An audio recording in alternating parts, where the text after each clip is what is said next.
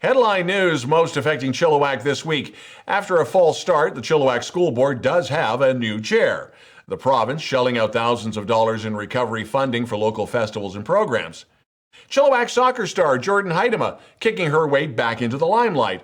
And ho, ho, ho, it is the second annual Rotary Christmas Show, 7 o'clock tonight, right after the news. Our special guests this week include Jared Mumford of the Chilliwack School Board and Chilliwack Mayor Ken Popove. All right, Chilliwack, let's get started. Our top story. There is always some drama around the Chilliwack School Board, and last week the annual board elections took place, but technical glitches that were noticed by some media outlets, combined with concerns that in-person attendance was not widely known to the public and the District Parent Action Committee, led the board to redo the entire election process. The results remain the same. Jared Mumford is now the new school board chair heading into 2022. FEN recently spoke to Mumford about what the upcoming year will bring. That interview is later on in the show. chillTV has another weekly update on the state of the city and flood recovery from Chilliwack Mayor Ken Popove. Riprap, or rocks and gravel along the dikes and bridges, will be one of those topics mentioned. And the same as Mr. Mumford, we will have the interview with Mayor Popove later on in the program. The BC government's Fairs, Festivals, and Events Recovery Fund shelling out some $200,000 for 11 festivals and fairs in Chilliwack, Harrison Hot Springs, and Agassiz. That includes the Chilliwack Fair. They get about $53,000. $17,000 for the upcoming Cultus Lake Triathlon. $51,000 for the Harrison Festival of the Arts. $16,000 for the Agassiz Fall Fair and Corn Festival.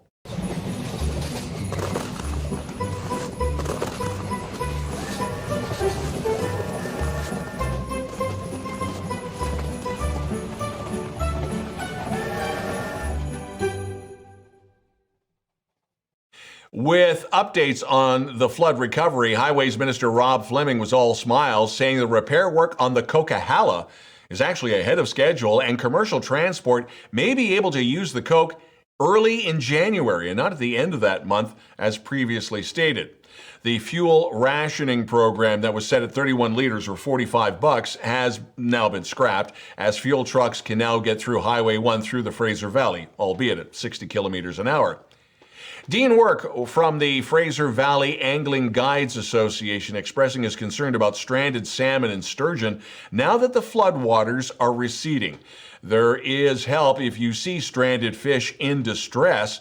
Work posted his phone number on the social media for the association, and he does monitor that, by the way. Work says right now it's too early to tell what the long-range damage to the fish stock will be. He also spoke about trees and other organic debris that was washed down during the flooding. That's actually a good thing for fry, where they are protected naturally in the river. GM First Nations holding their elections last week. Chief Andrew Victor was re-elected as chief. The councillors are Stephanie Fredette, Ray Douglas, Luke Pike, Leslie Annie Silver, and Melvin Wilson. Terrace Groves with the Chilliwack Independent Film Festival all smiles because after a stop, a postponement, and concerns over a full cancellation, the festival is now back on. The festival will be returning to in-person showing starting Friday, January the 16th through to Sunday, the 14th to the 16th, which is a Sunday. After that, films can be viewed online. All in-person tickets are only $9.99 per screening block. The Abbotsford Centre now allowing full capacity for Abbotsford Canucks games as well as concerts. 3 major shows have been recently announced, and they include Alice Cooper, Langley country star Dallas Smith, and Santana. And right after the news tonight at 7 o'clock, chillTV is pleased to bring you the 2021 Rotary Christmas Show on chilltv.ca and our Facebook and YouTube channels. Now, it's going to be an evening of music, comedy, drama, and dance with a cavalcade of local talented artists and school kids. Great family fun just in time for Christmas. And for the second year, Mountain View Harley-Davidson and Mountain View Motorsports are presenting the program. And we really appreciate all of our sponsors, including Prospera Credit Union, our gold sponsor, for making all of this possible. But Christmas programming doesn't end there. If Christmas chiller is more your game, tomorrow night, Friday the 17th at 7 o'clock, Watch as a special Friday night Vetter Mysteries episode brings you a little more adult fare. Crimson Snow from the Wicked Mind of Margaret Reveley is a world premiere only on chillTV, presented by our friends, the Chilliwack Players Guild. Coming up, our interviews with Jared Mumford and Ken Popove.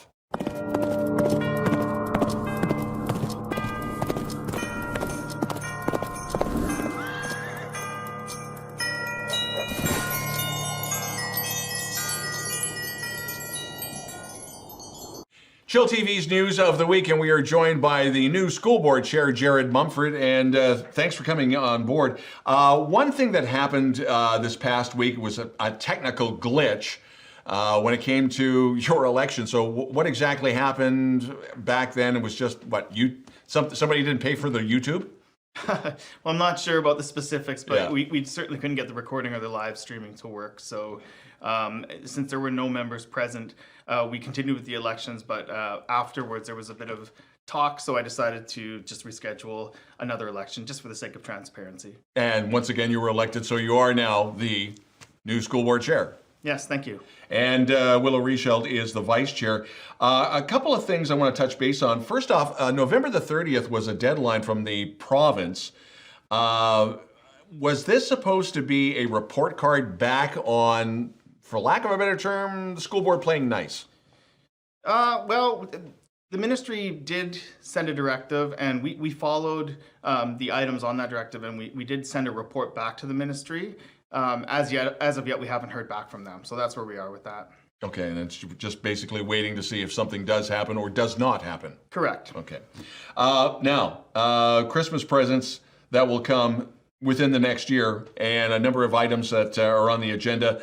Probably the biggest is next September, and that is the opening of Stitos. And all you got to do is drive by it or walk the Vetter Trail past it, and it looks incredibly impressive. Is this going to make our jaws drop similar to when Imagine High opened up back in September? Undoubtedly. I've had a look at the architecture there, and the site. It's a beautiful site. It's going to be a beautiful school, and that's correct. We're opening in September 2022. Now, the other thing, too, is we're now at 101,000 people in Chilliwack. Obviously, the school catchment is growing. Obviously, we're going to have a strain on transportation, but do we have any more schools coming online in the next year or two, or will we hear about it through, obviously, public hearing? Well, we have Imagine High is accepting grade 11 next year, and then the subsequent year they'll be accepting grade 12, so that will help alleviate some of the concerns. Obviously, Stitos we just mentioned. We don't have any new parcels yet. It's difficult to find those large parcels, but we are creating additions to GWG and Vetter Elementary and some other projects along the way to try to alleviate that crunch. And the budget was just passed for the upcoming school year. I would assume there is money in there to start looking or continue to look for sites, but and as you said, land is hard to find when you want to put a large school somewhere to service the population. Right. It's a bit of a different process than that. We don't necessarily take that out of our operating budget, but yes, we do send capital plans to the ministry, and we're constantly looking for parcels of land. So as soon as we find one, our team does the best they can to try and secure it and get the funds from the government and get building. Okay, now that you are the school board chair, so the onus is on you. So you're available on social media because you know somebody will want to bring up something when it comes to their own school, probably busing, catchment areas and stuff like that. You're available on social media? I sure am. Yeah, I'm available on social media, and if you go to the school district website, all my information is there, including my cell phone. So I'm available all the time for anybody that has concerns or just wants to ask some questions. Jared Mumford, the incoming school board chair for the district of Chilliwack. Again, congratulations on that, and this should be a rather interesting year.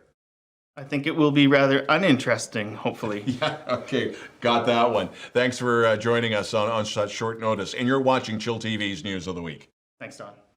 I want to ask you to consider volunteering to host a kettle.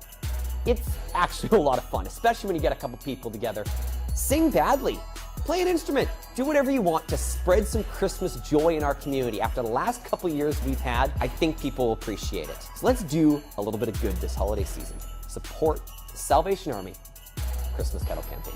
More information at www.chilliwacksa.ca. We'll love to see you out there.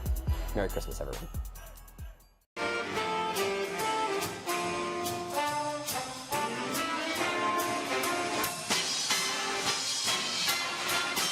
Snow is gently falling, it covers the ground, and when the pancakes are ready, we all gather round. Our little baby boy bring the people so much joy.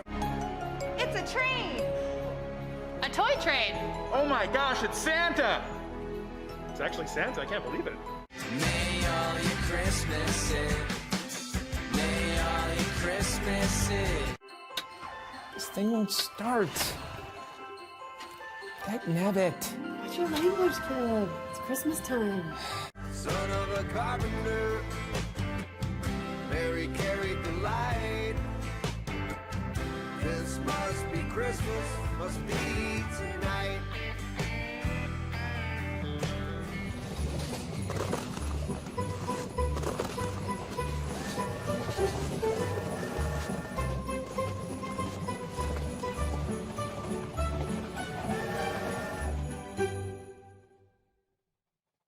chillTV's News of the Week, continuing our flood coverage as we have been for the last, what seems to be eternity. Chilliwack Mayor Ken Popove joining us. A couple of items on the agenda. When it comes to taking care of helping people out financially, now the Red Cross is now involved with funding financially, or what's working here now? Yeah. As of today, the Red Cross is now taking over the emergency support services that have been boots on the ground, if you will. They'll take care of, like evacuees. They are a place that people can donate money to, along with Chilliwack Community Services. You can contact them at redcross.ca/2021 BC floods. So this is going to be a big, I'm not going to say big, it's going to be a monumental job to get things cleaned up, and they've taken the lead on the financial side of it as well. So if there's a need, please go to the website. I'm sure there's lots of information on there moving forward, or you can send me an email, mayor@chilliwack.com, and I will try to direct you in the right direction. The Bailey landfill, I would assume it is just overflowing, or are we doing okay when it comes to the cleanup? Because obviously everybody is going to take stuff there, and as I understand it, in a pinch, we may accept debris from Abbotsford? That I haven't heard, because they ship all of their stuff across the line. Right. EMBC has stepped up and are going to cover tipping fees for a month, which I had a meeting with Minister Farnworth last Friday, and the EMBC gentleman was there, and I said that's just not long enough. And the issue there is the landfill up at Cache Creek, where they take a lot of the refuse, debris, or whatever you want to call it. Yeah, they can't get there. So they're hoping within a month's time they'll have that infrastructure back in place where there is a place for them to. It'll be like a transfer station. Will be in Chilliwack, and then it'll head up there. So for more information on that, chilliwack.com/landfill. Or if you are a resident who has experienced flooding, there's a bit of a process to get that done. Chilliwack.com/flood resources. Because you can well imagine that there'll be some folks that'll try to, get their tipping fees for free. So there's got to be some kind of a process, set up. Unfortunately, these kind of folks are out there, just like the ones that are, looting the homes out in the Sumas Prairie, which I just can't believe. It's just, how do you hit a family when they're down? We were going to mention that a little later on in the interview, but let's touch base with this now. Abbotsford Police, I know, are incensed over it. In fact, I understand there was one APD officer that was looted. And that's what got the ball rolling. So they're out there with unmarked vehicles. They're taking plates.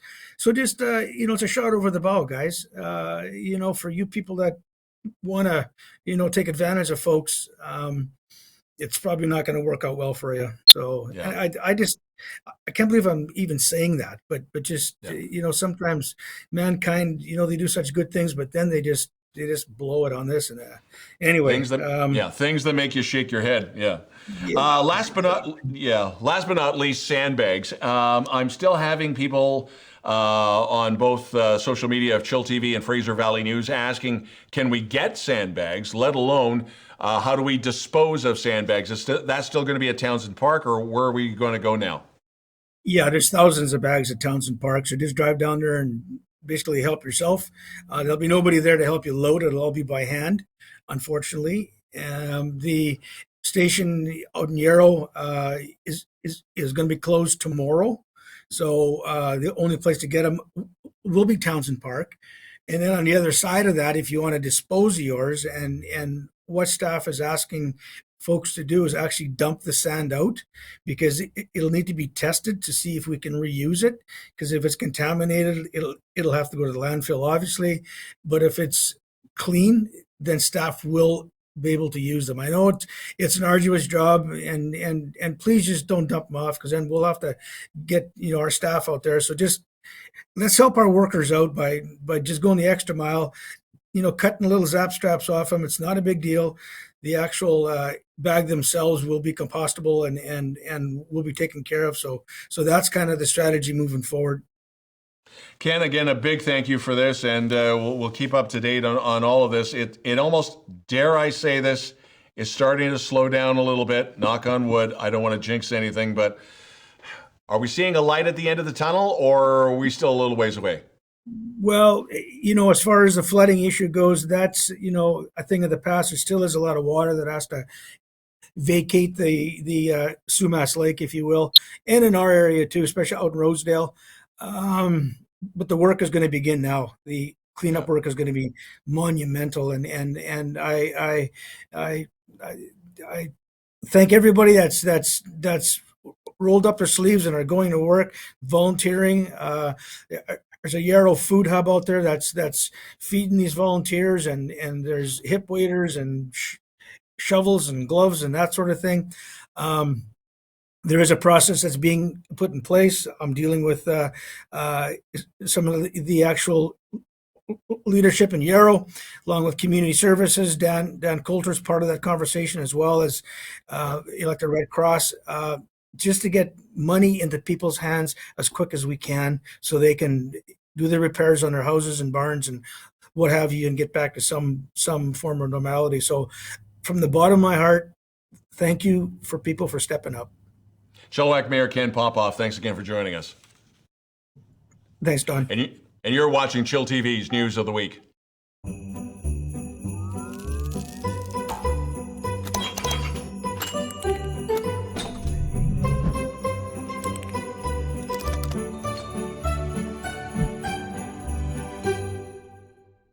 chillTV Sports, Chilliwack's international soccer star Jordyn Huitema scoring 3 goals on December the 8th, leading her European pro team to victory in the UEFA Women's Champions League play.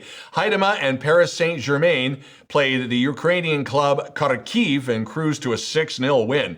So that kept their Champions League record spotless at 5-0 and secured a quarterfinal spot in the tournament. Now, the 2-leg quarterfinal takes place on a couple of dates, March the 22nd and 23rd, and then again the 30th and 31st, followed by a 2-leg semifinal, which is April 23rd and 24th, and then again April 30th and May 1st. Now, earlier we mentioned that a number of festivals and events received some money from the BC government's Grant Fairs, Festivals, and Events Recovery Fund. That includes sports as well, including helping to pay for the BCHL annual showcase at the Chilliwack Coliseum. That came to $31,000 and over $8,000 for the upcoming Curl BC 2022 Open BC Seniors Championship. That'll be at the Chilliwack Curling Club.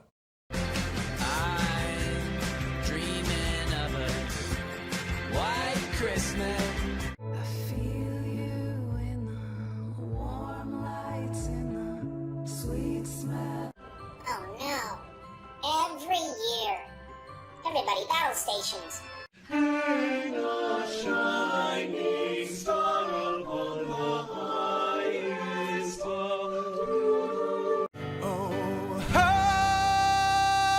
holy night, oh, night divine.